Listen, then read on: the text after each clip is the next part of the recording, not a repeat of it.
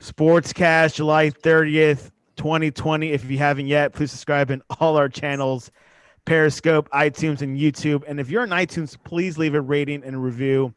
It will help us out tremendously. And of course, you can go to the sportscast.net for the latest and greatest. We got some breaking news coming soon. This episode is brought to you by Insta Bible app. You can get the Insta Bible app on the iOS App Store. The SEC presidents and chancellors on Thursday today approved a 10-game conference-only football schedule for the fall that begins on September 26th. SEC, the greatest conference in the world, has made their announcement. And joining us today, Justin Riley and special guest Cruz Oxenrider, all the way from Jacksonville. Welcome to the Sportscast. Yeah, thanks for having me. Appreciate it. Hey, glad to be here again, man. That's twice in 1 week.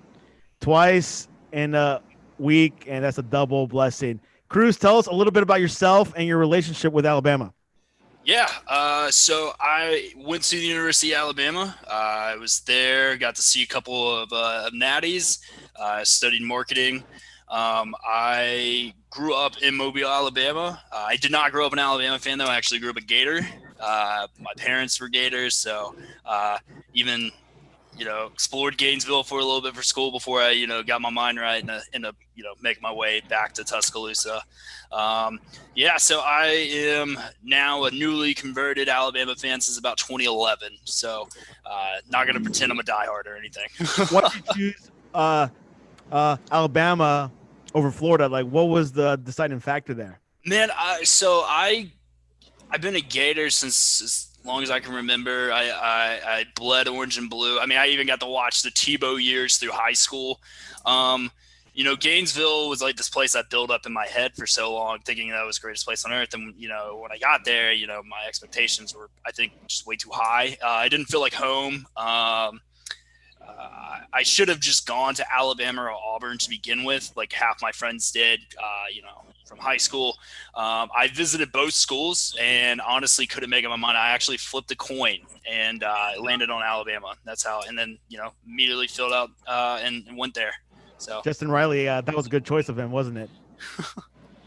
That was an excellent choice. I let fate decide. So, Now, was Alabama tails or heads? Oh, it's tails. Tails never fails. and Alabama never fails. So, anyways, Alabama is in the SEC, and the SEC has decided a 10-game conference starting September 26th. We'll go with Justin Riley. What are your first thoughts when you heard this late breaking story around 4 p.m. Eastern? Well, to be honest with you, it's what we all expected. I mean, there's really nothing else to say. I mean, partly, secretly, I was kind of holding out for the same schedule we had, just because if we go all SEC, it's going to be quite the gauntlet, not just for us, well, for anybody. It's going to be sexy. But I think whoever survives our conference, and notice the key word, survives, is certainly worthy of being in the playoffs. Cruz, what are your thoughts when you first heard the news? Were you surprised, or you thought this was gonna happen?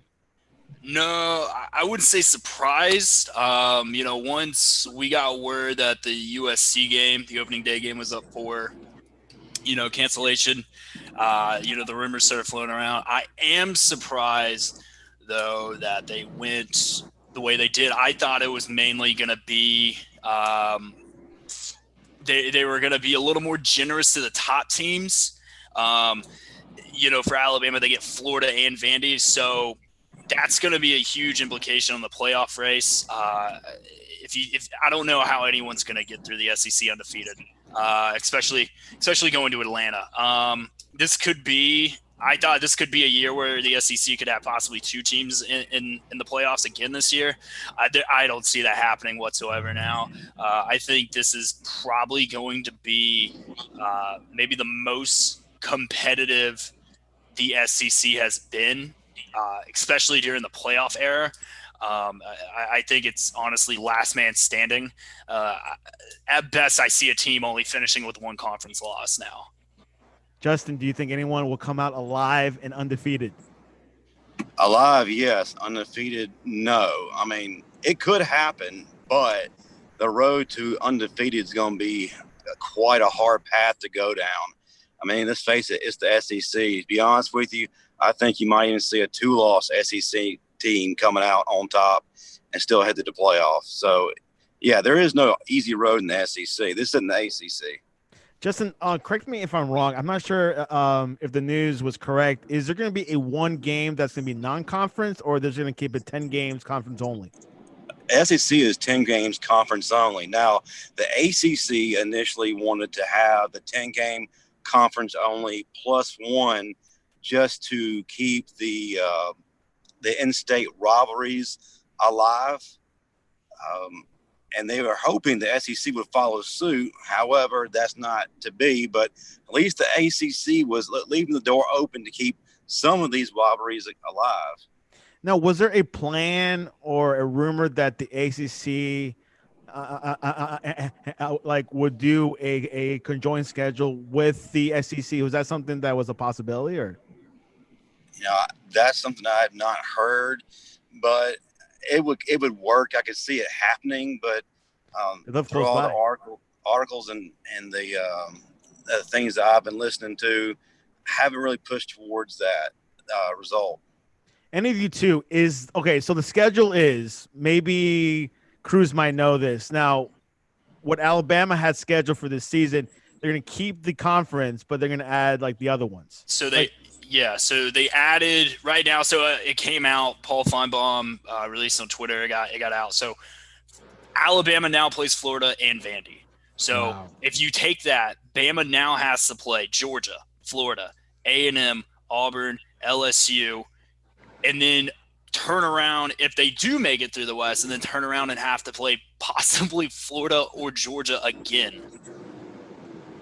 What do you think about that, Justin? Yeah, man, that's going to be absolute hell. I mean, and the thing is, the contests between Georgia and Florida aren't far removed from each other either. So Alabama really doesn't get a break in that, to be honest. And of course we play Ole Miss in that span, but Oxford's not going to be a cakewalk. Wow, Cruz. I mean, this is like I said, SEC in soccer terms. I call it like the group of death. Bracket of the yeah. What is the winnable games with the hard ones? I mean, what's your hunch telling you here? I mean, so I had Alabama going undefeated throughout the regular season before today. I did. I thought their trap game this year was actually going to be at Tennessee. Now I don't know.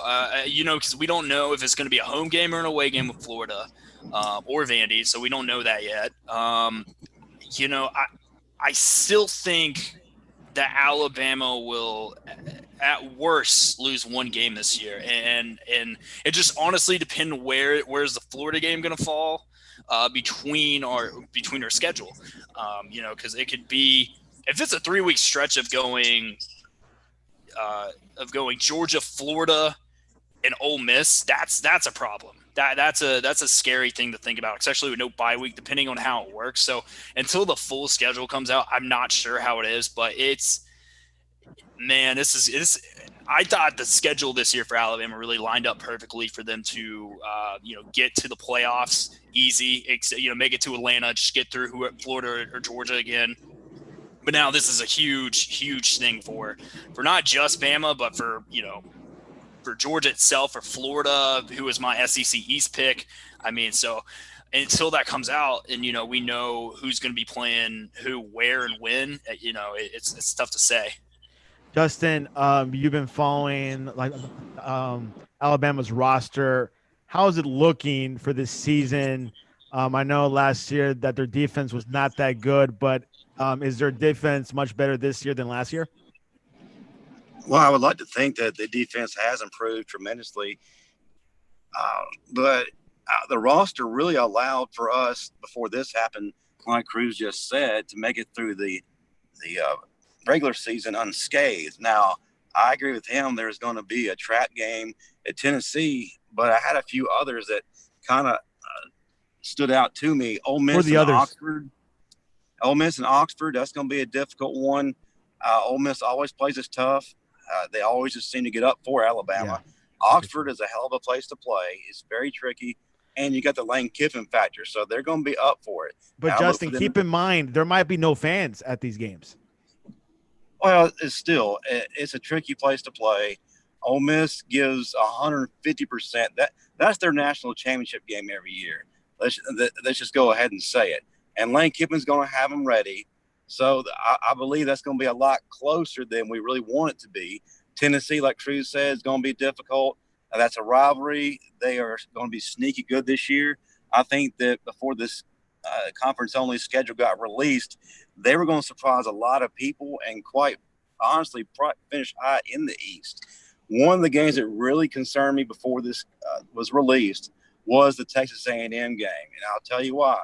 Before today, A&M had a cakewalk, absolute easy street until they played Alabama. Playing Citadels. Alabama by that point would have already gone through the gauntlet of LSU, Georgia, and everybody else, and so we would be pretty worn down. And I thought that could have been a little bit of a difficult stretch for us to get through and get through A&M easily. But now it all kind of depends on where the games are going to be played. That Florida game is going to be a major game to circle. Florida's going to be much improved. Before this happened, I honestly thought Florida could win the East this year and maybe sneak into the playoffs. Guys, I got to be honest with you. I've seen this already in Europe these past month. Having no fans is no home field advantage, guys. There's no home field advantage. There's nothing. Yeah. This is neutral sites, pretty much.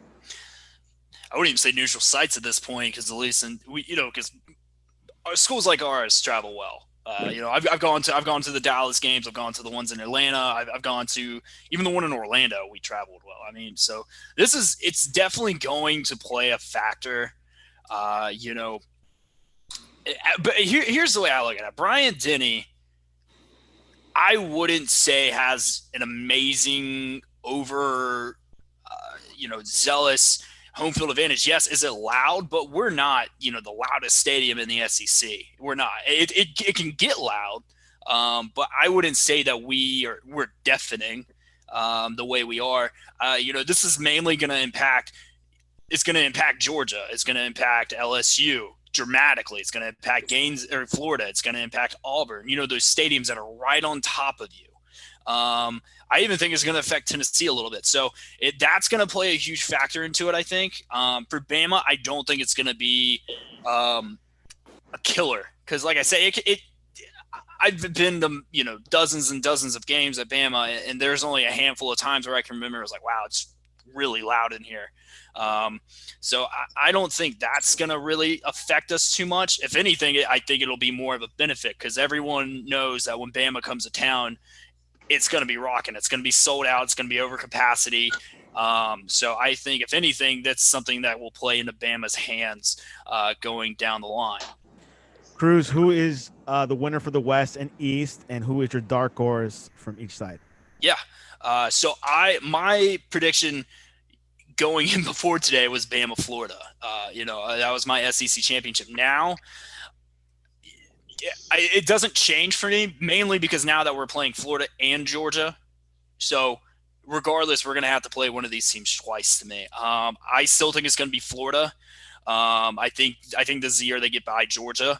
I'm not buying into the Jamie Newman hype. I'm just not. Especially because I don't even know if he's going to be the starter because they brought in the kid from USC. So I don't know.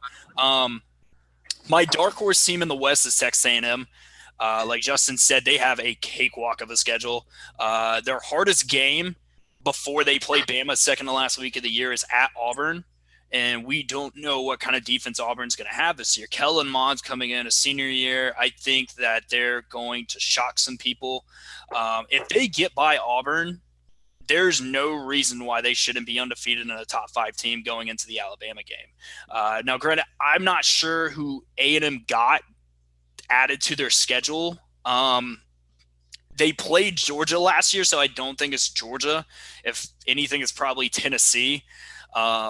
So I have A&M as my dark horse in the West. In the West. I have Tennessee as my dark horse in the East. I think Pruitt's done a really good job recruiting. I think Garantano is coming back another year under Pruitt's system. I don't think that this is Tennessee's year to really, really compete for the East. I think that's next year.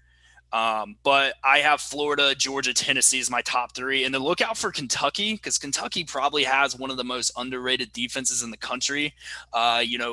Stoops has done a really good job there in Lexington, and I think they can give Florida and Georgia, if they take them lightly, some run for their money. I know Kentucky over the past years has given Florida just absolute fits, and it's taken a lot of effort for Florida to win those games. Justin Riley, who is your favorites, the SEC West and East, and who is your dark horse from each side? SEC West, got to go with Alabama. I just think that Alabama has way too much coming back to miss winning that SEC West crown. And plus, they have that chip on their shoulder. They have something to prove. Pretty bad taste in their mouth after what happened recently.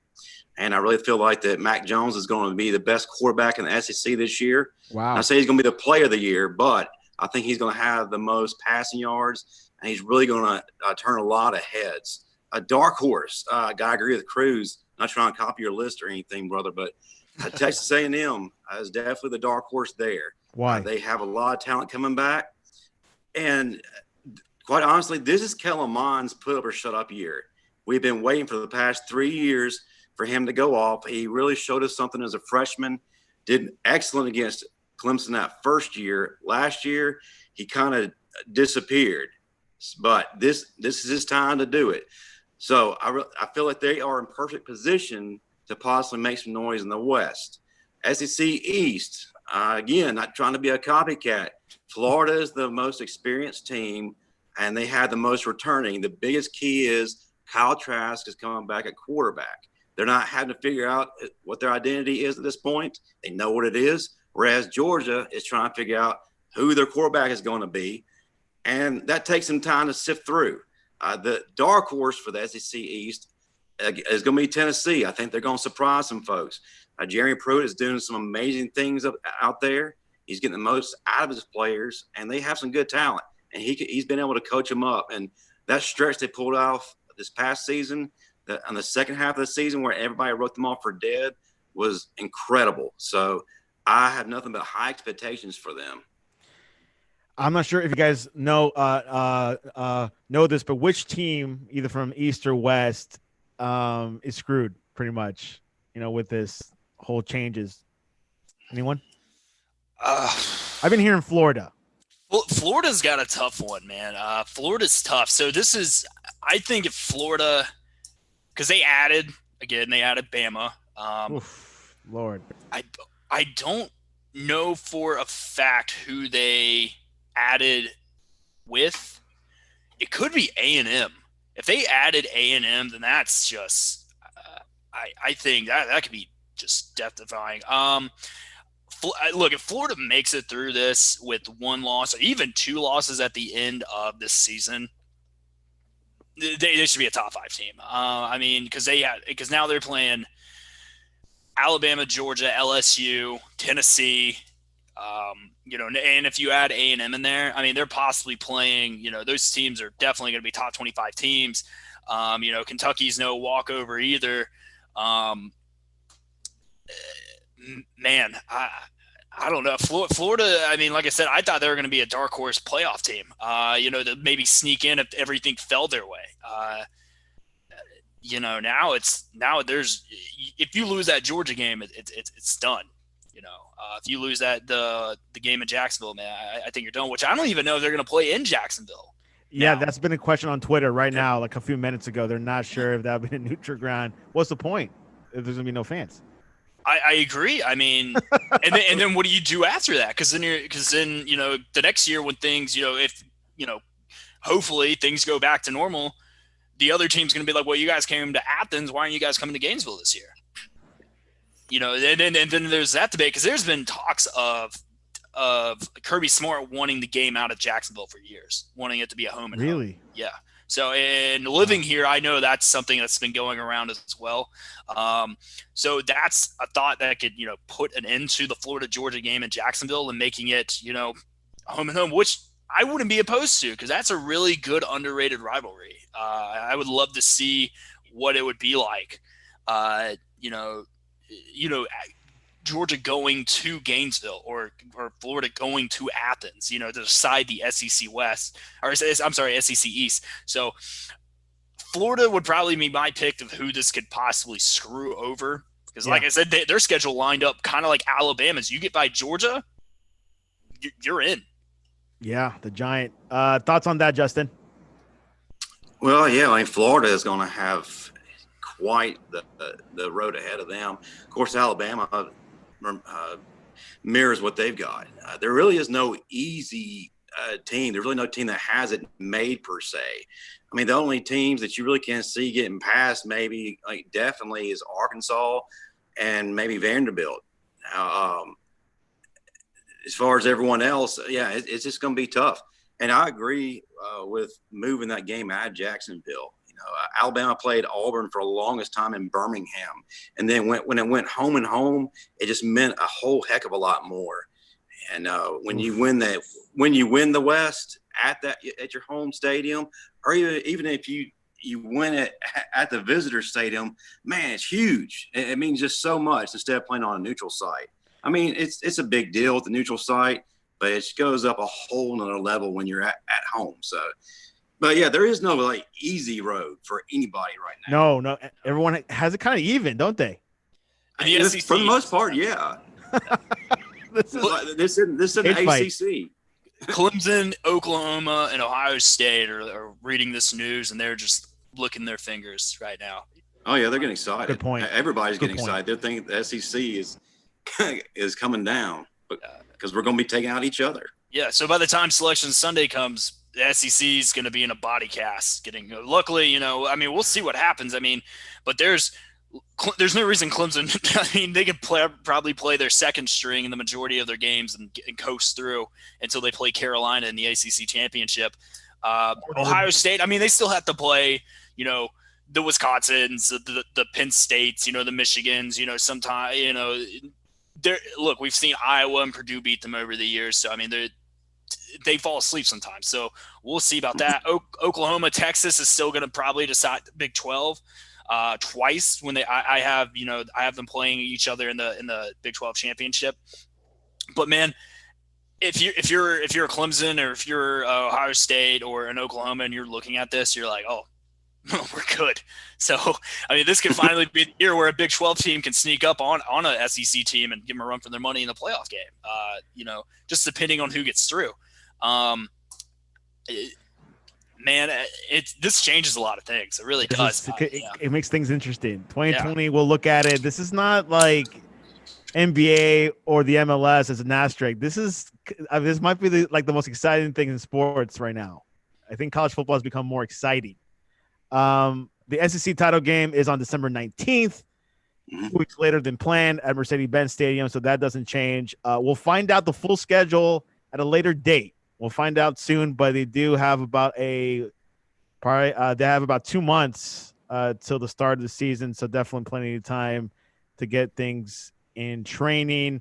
Real quick, the Bucs signed Lesean McCoy. Tom Brady has a running back. What are your thoughts, Justin? Man, that's a big signing for them. They just got that rookie out of Vanderbilt. His name escapes me, but I was really impressed with having him in the backfield. Now you got a seasoned veteran in Lesean McCoy, who also has a Super Bowl ring now. That means a whole lot as far as having a veteran presence and being able to mentor the young kid. The backfield just got a whole lot better, and that they needed someone. Vaughn was his name. Yeah, that's right. Yep. And having a two-headed monster at running back is definitely a great thing. And then the receivers, good gosh, on paper right now, that offense looks like it's going to light up the NFC. On paper, how it plays out, we don't know, but that's a pretty big signing. Cruz, quick thoughts on the Bucs signing McCoy. It would have been a really good signing about 5 years ago. Man, I'm sorry. This is like when the Saints signed Adrian Peterson a couple years ago. I don't think it means that much. Lesean Mccoy, he didn't even play in the Super Bowl. He was on IR. It was a Damian Williams show. And plus they got the Kansas City, moved on because they got the kid out of LSU, Edwards-Helaire, which that kid's going to be a stud. If you can pick him up in fantasy, do it. Especially Damian Williams sitting out the season. I think, honestly, the Buccaneers will be the Cleveland Browns of 2020. I think that they are all bark, no bite. I'm sorry. I don't see it. It's New Orleans division. They run the NFC South. They own Tampa Bay.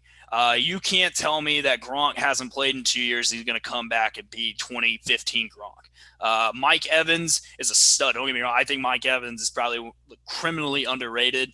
I think Godwin, he's good, but I think Jameis Winston, they were playing catch up most of the year, so his numbers are a little bit better than they should be.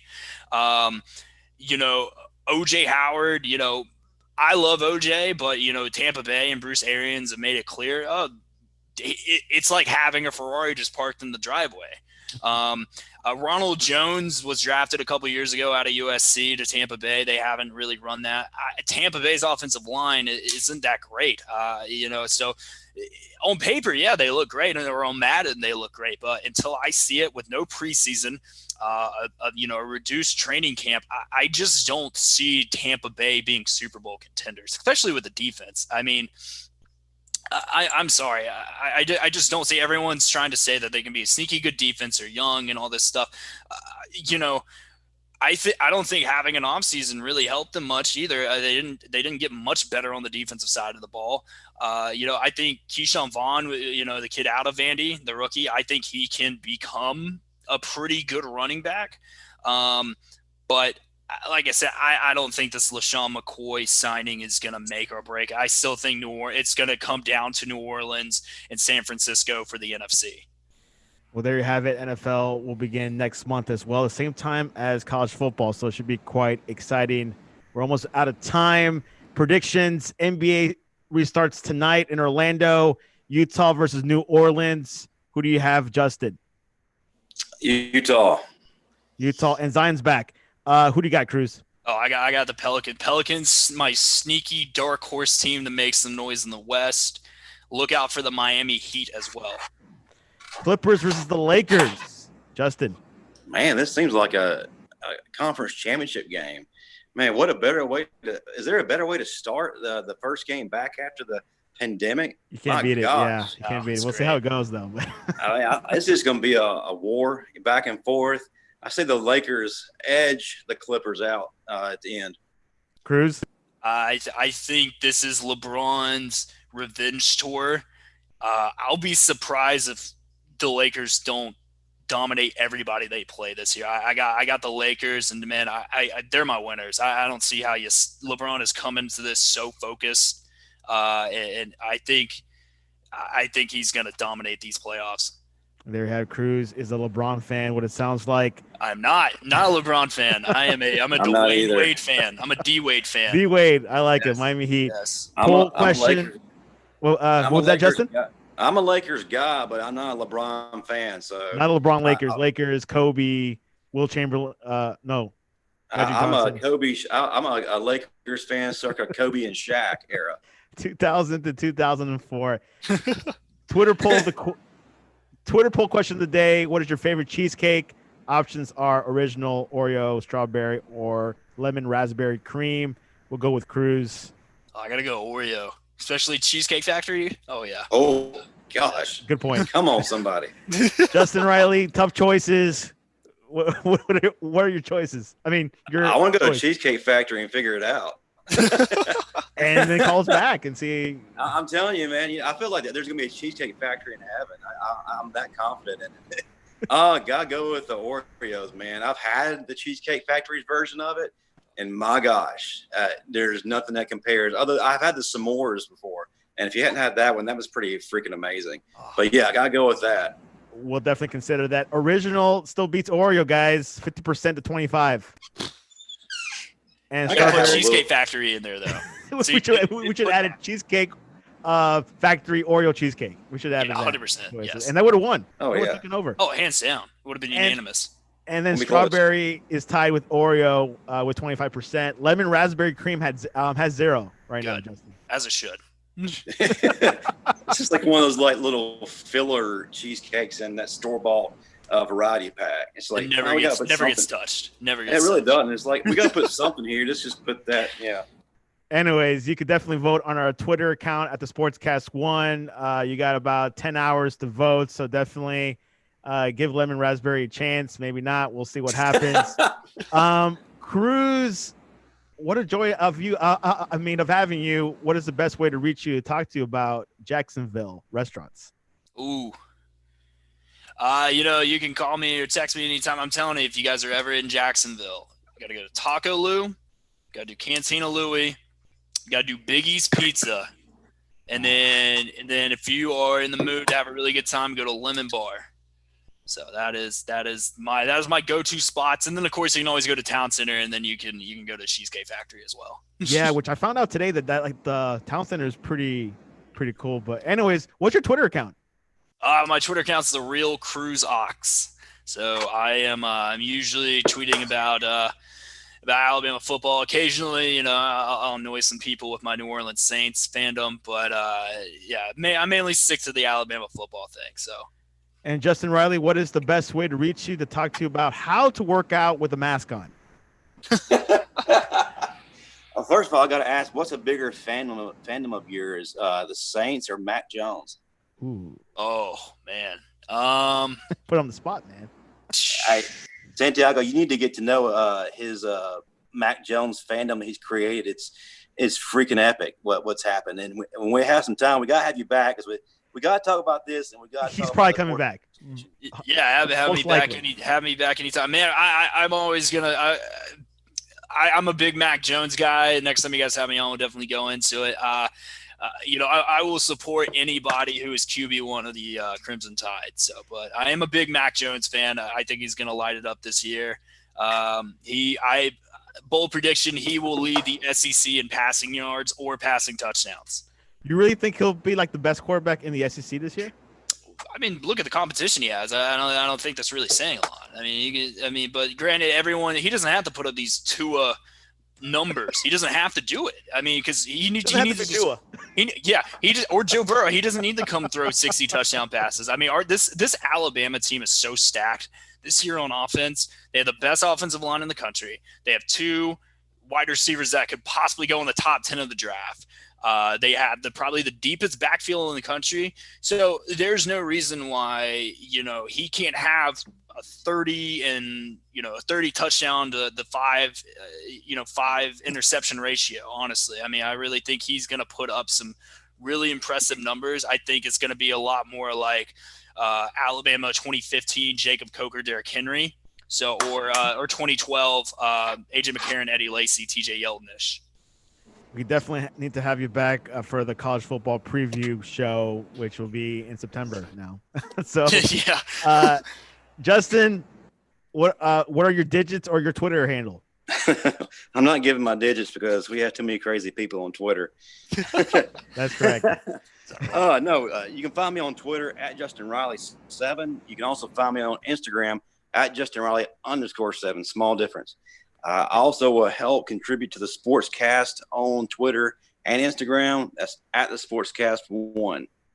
And tell us about Tuesday night's show. I know we have special Alabama legends coming on because they have not much to do during this weeks of the pandemic. Don't have much to do. Well, he actually does.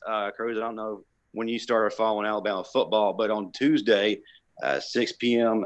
Central, we have former tight end Terry Jones Jr., great tight end for Alabama, and the what year early was this? 2000s. He was 99 through 2001. That was before.